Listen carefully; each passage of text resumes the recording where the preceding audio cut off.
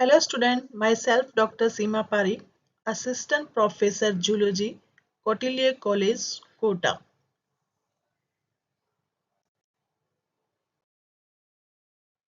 आज हम BSc BEd first year का पेपर फर्स्ट की यूनिट फर्स्ट का टॉपिक पढ़ने जा रहे हैं।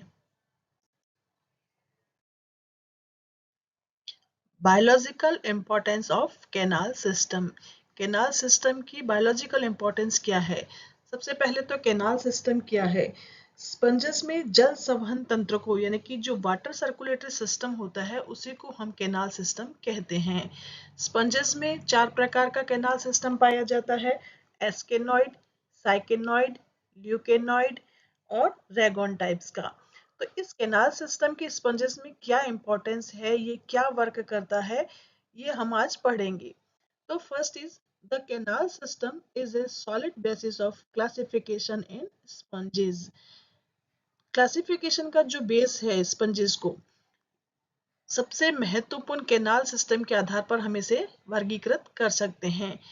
जैसे जो हमने बताया कि भी चार प्रकार का होता है कि एस्केनॉइड कैनाल सिस्टम किन एनिमल्स में पाया जाता है, साइकेनॉइड किन में पाया जाता है, ल्यूकेनॉइड किन में पाया जाता है।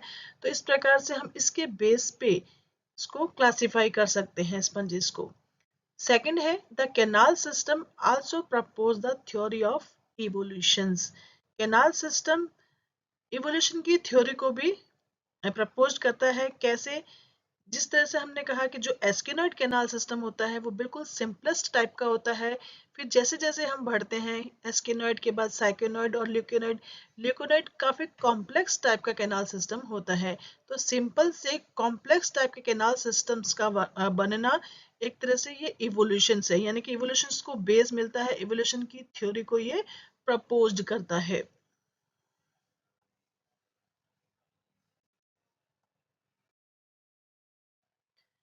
थर्ड है carries microscopic food particles for nutritions.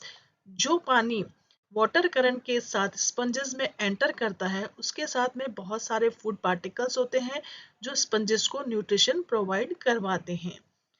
Number 4 carries oxygenated water for respirations. जो वाटर बॉडी में एंटर कर रहा है उसमें ऑक्सीजन भी डिजॉल्व होती है और ये ऑक्सीजन वह रेस्पिरेशन में यूज करते हैं।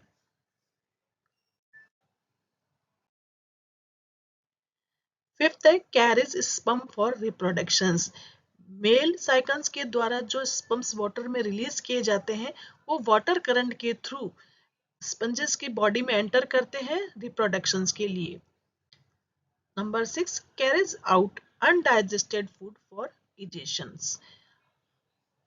जो अपचित भोजन होता है यानी कि डाइजेशन के बाद जो वेस्ट प्रोडक्ट बच जाता है उसको जाती हुई वाटर करंट के साथ वापस बाहर निकाल दिया जाता है। यानी कि जो वाटर होता है वो छोटे छोटे जो छिद्र पाए जाते हैं साइकन्स पे ओस्टिया के थ्रू एंटर करता है तथा एक जो बड़ा पोर होता है ऑस्कुलम उसके द्वारा वापस इजेक्ट हो जाता है, बाहर निकल जाता है।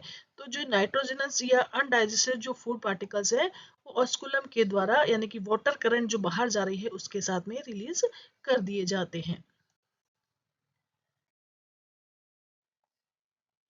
Number 7 carries out nitrogenous waste for excretions. यानी कि एक्सक्रीशन में जो नाइट्रोजनस वेस्ट है, कुछ कार्बन डाइऑक्साइड गैसेज हैं, उनको भी जो वाटर करंट यानी कि जो पानी की धारा साइकिल से बाहर जा रही है उस कुलम के थ्रू उसके साथ उसको निकाल दिया जाता है। Thanks for watching. Please like share and subscribe. Press bell icon for notification new video. Thank you.